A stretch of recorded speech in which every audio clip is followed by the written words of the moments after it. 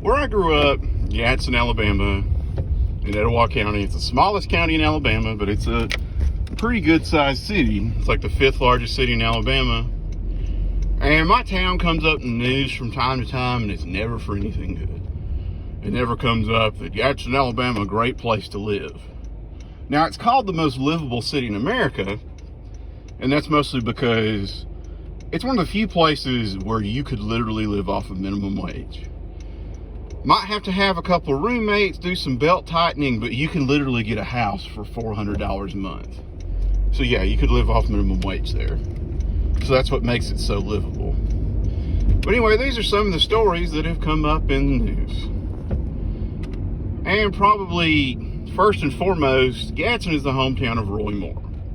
Roy Moore got really famous about 20 years ago because he decided he wasn't getting enough attention and needed to get more, so he put an enormous 10-ton copy of the 10 Commandments right in the Supreme Court. And people are like, hey, you know you can't do that, right? You can't just have it right there in a government building. He's like, no, the 10 Commandments belong there. I keep them holy. I'm going to keep them there, and I'm going to make sure to indulge in all the attention this is going to entail. So he fought it. And I guess he thought he was winning like the conservative. Oh yeah, he's fighting for the Lord. Because the people that were against it were the typical people, the ACLU. Which in this case, I mean, I'm inclined to agree with him. Because they were even like, hey, just move it to the break room. We're cool with that. And he's like, no, it belongs here. And he fought it, and he fought it hard, and they finally were like, okay, we're voting you out of office, stupid. And that was the end of him. Now, more on him a little later, because I got a lot more to say about him. But another time, this was a few years after, a coach at my old high school was dating a student. And I got to look at the coach, and I don't understand why any student would date him, but apparently he was cute, but go figure. Anyway, he was not exactly subtle about it and gave her a bracelet. Well, the girl is like, you know, I can't really take this. My parents are going to be like, hey, 15-year-old daughter, where'd you get this $2,000 bracelet? Or however much it cost. She started thinking for the first time since the issues began. And she goes to a science teacher, my 7th grade science teacher, and my sister's 7th grade science teacher, and tells her, hey, I'm dating this coach. What can I do with this bracelet? Now, a little backstory on this teacher.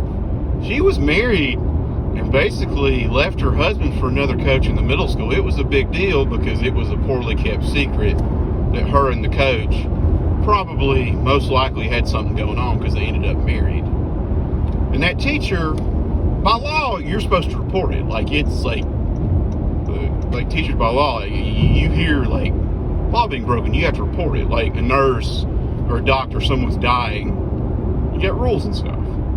Well, the teacher was like, oh man, I remember what it was like to date a coach. Just tell your parents it was from me. Well, eventually word got out and it was all over the news, and the coach he got a lot of trouble, statutory rape, went to jail. That teacher got fired, and the female teacher, I don't think she was ever allowed to teach again, which she was a lousy teacher anyway. She was just pretty. But either way, they kind of got what they deserved. Well, a few years after that, our county hadn't been getting enough attention, and along comes this little girl had eaten a chocolate bar on the school bus. And her grandmother was displeased at her eating a chocolate bar and made her run until she died. All over a chocolate bar. And I know some people are like, I mean, back in my day, my parents would have pulled out one of my eyes for eating candy without permission. Yeah, I get it, but I don't think they would have killed you. Either way, she died, and it was a big deal because even my dad was like, oh, she has a right to punish the child. I said, but running her to death, Dad? It's one thing to be like, no dessert for a week or send them to bed without supper, but dying is permanent. Hunger usually is not. So that got that was a big sting. And that lady's got life in prison, and deservedly so, I think. Because it was kind of a wild tale.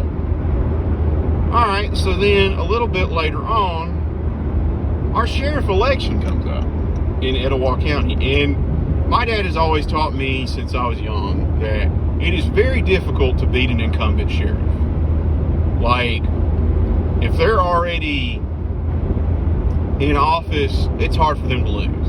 He said they really got to mess up. And in this case, sheriff kind of did.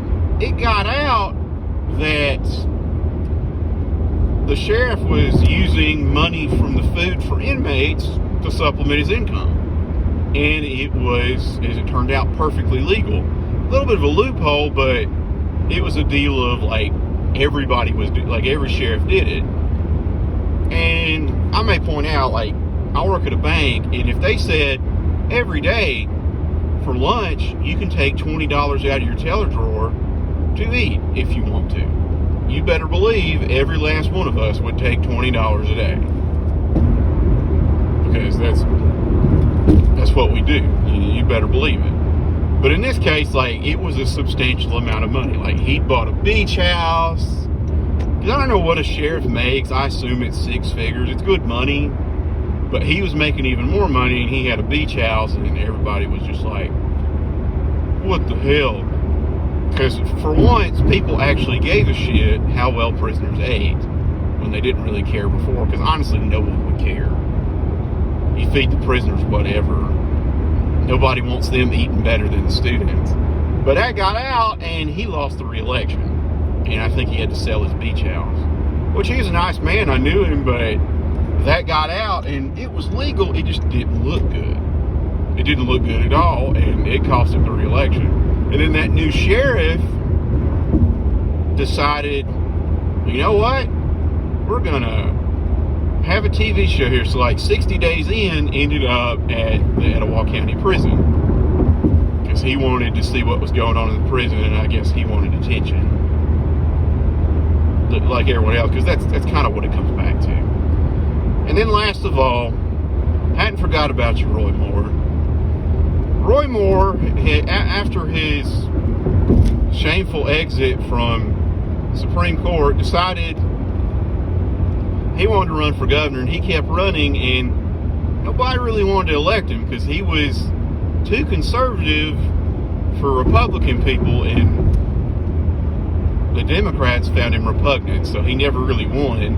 What he mostly did was take votes away from the Republican candidate, because as a general rule, they want you, like, Republicans want you to be Republican, but they don't want you to be snake handling, like, extreme stuff.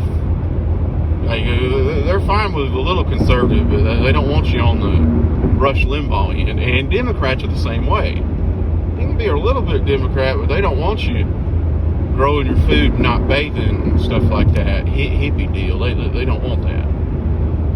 But at one point, he was going to run for Senate. And it looked like he had a pretty good shot, because he had the support of Donald Trump. The seat was empty because the sitting senator had gotten a government job, which he royally screwed up, or a cabinet position, but he was out quickly. And Moore was going to run, and it looked pretty good. I mean, Alabama is a red state and will be for some time. So it seemed like a tap-in for him to win. But then word started getting out, and I never knew about this. I never did. Nobody told me anything. Nobody mentioned it. Word got out that old Roy Moore used to patrol the mall looking for a date. And you're like, oh, well, so what? I mean, wasn't he a teenager? No. That man was solidly in his 30s trying to pick up some teenagers. Now, I don't mean 18-year-olds. I mean, like, 15 and 16-year-olds. then like one person comes out, and you're like, that's just, they came out of the woodwork. Like, people were told when they worked at the mall to watch out for him. He taught girls that age into going on dates, and he was kind of inappropriate and creepy. So that kind of meant,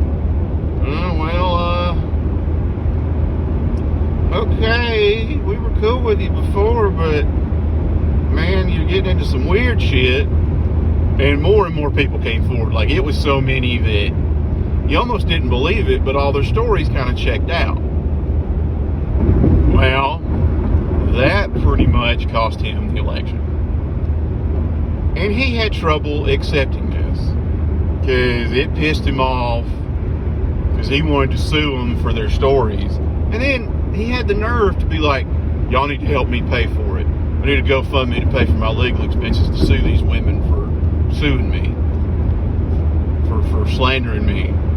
And it came to a point, like, he still wanted to run for senator again and like do more elections. And I think Donald Trump himself was like, look, man, you just need to retire quietly.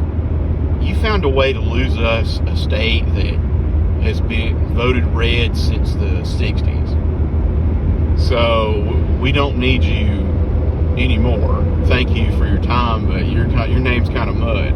But to my knowledge, he's kind of refused to accept this. He wants to be senator. He might still think he can be president. He's relatively old, but that hasn't deterred people lately. But that's just some of the stories from my hometown, and it's never anything good. And then the latest thing is they elected a new mayor, good man, who I support. I like him. I don't live there anymore, but apparently some guy had been running youth soccer, which had an impossible amount of kids. They said like 10,000 kids, which I couldn't believe, because there's not that many kids in the county, unless like you dug down deep. And he was running it with like however he wanted, like using the money however he wanted, running the concession stands, kind of like he was the soccer czar. Actually, I'm gonna do another video on this because it's too funny for this one, but that's just some of the stories about my hometown.